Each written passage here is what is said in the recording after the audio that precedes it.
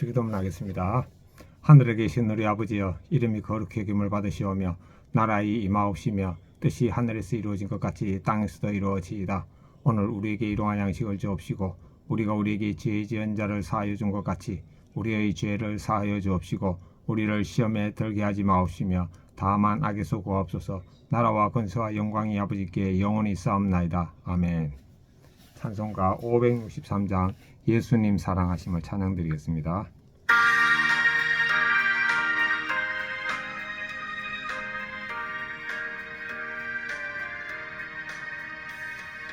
예수님 사랑하심을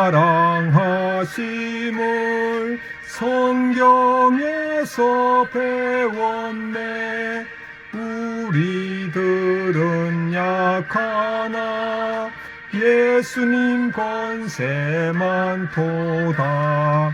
날 사랑하심 날 사랑하심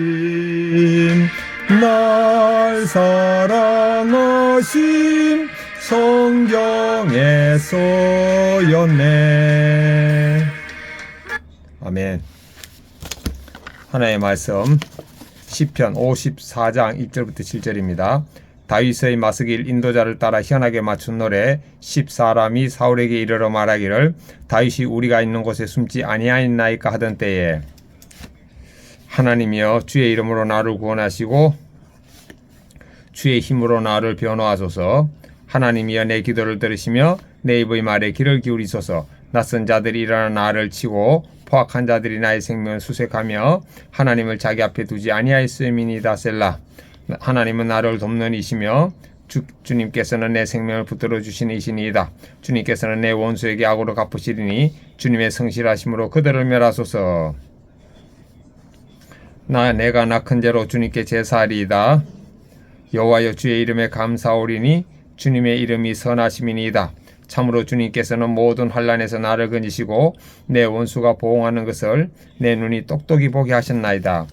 낙한 죄, 하나님을 사랑하여 자원하는 마음으로 드린 제사라고 나와 있네요.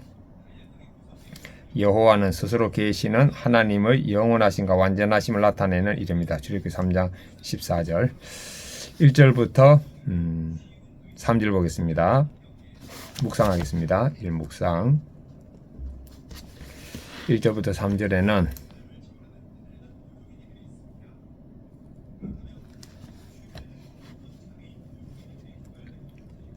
하나님이 구원하고 변호해 주시기를 기도합니다. 다윗이 4절부터 5절은 하나님은 나를 돕는 분이고 원수에게는 악으로 갚으시는 분입니다.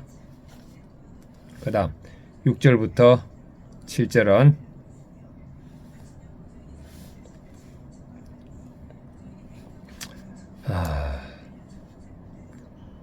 내가 다윗이 낙한 죄, 하나님을 사랑하여 자원하는 마음으로 드리는 제사입니다. 다윗이 하나님께 낙한 죄로 제사를 드리고 또 하나님께 감사합니다. 그리고 환난에서 건지신 자신을 보면서 원수에게 보응하는 것을 보게 됩니다. 적용하겠습니다. 첫째, 하나님이 저를 구원하고 이미 구원하셨고 그 다음에 돕는 분이고 원수에게 악으로 보응하는 분임을 기억하고 살겠습니다. 적용 2는 하나님께 운전하면서 감사와 찬양의 낙한 죄를 드리겠습니다. 세 번째, 저는 죽었고 저는 예수님과 함께 십자가에 못 박혔음을 저는 죽었고 예수님이 사심을 의식하면서 뭐를? 주먹을 쥐면서 주먹을 쥐고 저는 죽고 예수님이 사심을 의식하겠습니다. 두 번째는 주먹을 쥐면서 예수님과 함께 십자가에 못 박혔음을 의식하겠습니다. 네. 큐티인 본문 해설입니다. 다윗이 십강야 수풀로 피했을 때 십사람들이 사울에게 그의 은신처를 밀고합니다. 사울과 그의 군사들이 추격하는 절체절명의 위기 상황에서 다윗은 사람을 찾지 않고 주님의 이름을 부르며 기도합니다. 하나님께 자신의 구원과 변화를 간구한 것입니다. 사방이 막혀 있어도 하늘은 열려 있습니다. 하나님은 환난 중에 기도하는 자를 포악한 자로부터 보호하시고 그의 생명을 건져주십니다. 나는 환난 중에 사람을 의지합니까? 아니면 주님의 이름을 부르며 하나님께 기도합니까?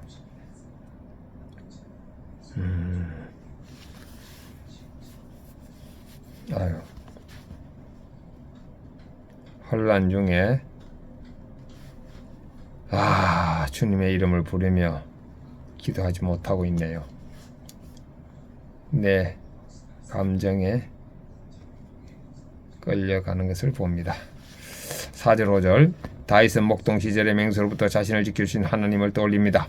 그리고 지금도 하나님이 자신의 생명을 붙들어 주심을 믿고 성실하신 주님께 기도합니다. 하나님은 단지 문제를 해결하시는 전능자일 뿐만 아니라 우리와 맺으신 언약을 신실하게 이루시는 분입니다. 따라서 우리는 고난 중에도 매일 나에게 주시는 말씀 속에서 언약의 하나님을 발견해야 합니다. 그럴 때 나도 살고 남도 살릴 수 있습니다. 나는 하나님께 단지 문제 해결만 구합니까? 고난 속에서도 언약을 이루신 하나님을 신뢰합니까? 6, 7절 고난 속에서도 언약을 이루시는 하나님을 신뢰합니까? 요 며칠간 신뢰하지 못했습니다. 6, 7절 다윗은 위기 가운데서도 기쁨으로 자원하여 하나님께 제사를 드리겠다고 고백합니다. 구원이 당장 이루어지지 않아도 하나님이 자신을 건지시고 원수를 심판하실 것을 믿고 예배합니다. 이전에도 광야에서 하나님이 함께 하시는 것을 경험했기에 지금도 그 신실하심을 의심하지 않는 것입니다. 그러므로 성도는 눈앞의 상황이나 환경보다 크신 하나님을 신뢰하며 감사함으로 예배해야 합니다. 환경은 바뀌지 않아도 하나님이 결국 나를 승리로 이끄실 것을 믿으며 예배합니까? 하나님 결국 나를 승리로 이끌 것을 믿는다. 이게 믿지 못한 것 같습니다. 이제는 믿겠습니다.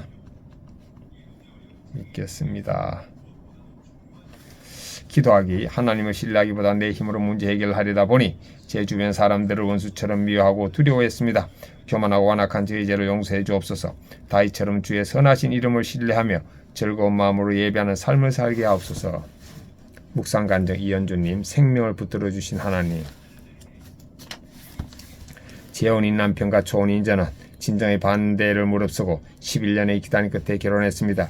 일찍 사업을 시작한 저는 사회적 기반도 다졌겠다. 바라던 결혼까지 하고 나니 꽃길만 걸을 줄 알았습니다. 하지만 결혼한 지 몇 주 지나 남편의 행동이 미심쩍어 핸드폰을 훔쳐보다가 밤늦게 걸려온 전화 한 통을 받게 되었습니다. 수학이 넘어 여자는 다쳤고자 너 누구야? 라며 화를 냈고 놀란 저는 아내라고 답했습니다. 그리고 난 6년 만난 여자야 라고 큰소리치는 그녀에게 저는 당한 나머지 전 11년 만났어요 라고 대꾸했습니다. 그때까지도 상황 파악이 안 되어 6년이나 만났는데 결혼한 줄 모르셨어요? 라고 말도 안 되는 질문을 했고 뒤이어 남편을 바꿔주겠다고 했습니다. 자다가 놀라서 깬 남편은 핸드폰을 바닥에 내동댕이 치며 난 모르는 사람이야 라고 횡설수설했습니다. 저는 당황한 남편을 보고서야 뒤늦게 상황 파악이 되었습니다.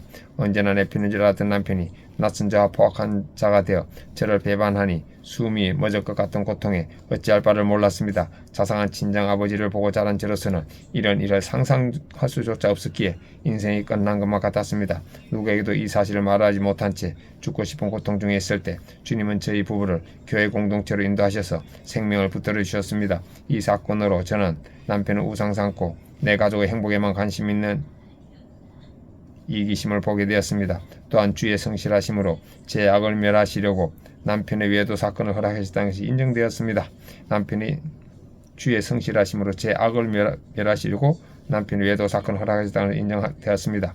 남편의 이중 생활을 겪게 하심으로 저를 부르시고 주의 이름으로 저를 구원해 주시니 감사합니다.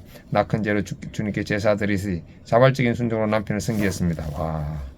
적용 1. 남편이 뻔한 거짓말을 해도 하나님 드러내실 때까지 잠잠히 기다리겠습니다.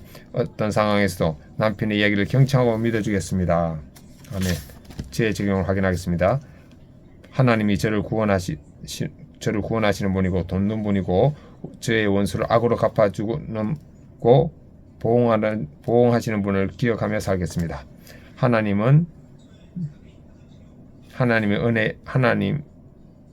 은혜에 감사하고 찬양한 낙한 제를 드리겠습니다. 세 번째 적용은 저는 죽었고 예수님이 주먹을 쥐면서 저는 죽었고 예수님이 사심을 의식하면서 살겠습니다. 또 주먹을 쥐면서 왼손 주먹을 쥐면서 오른손 주먹을 쥐면서 예수님 가기 십자가에 못 박혔음을 의식하겠습니다. 아멘.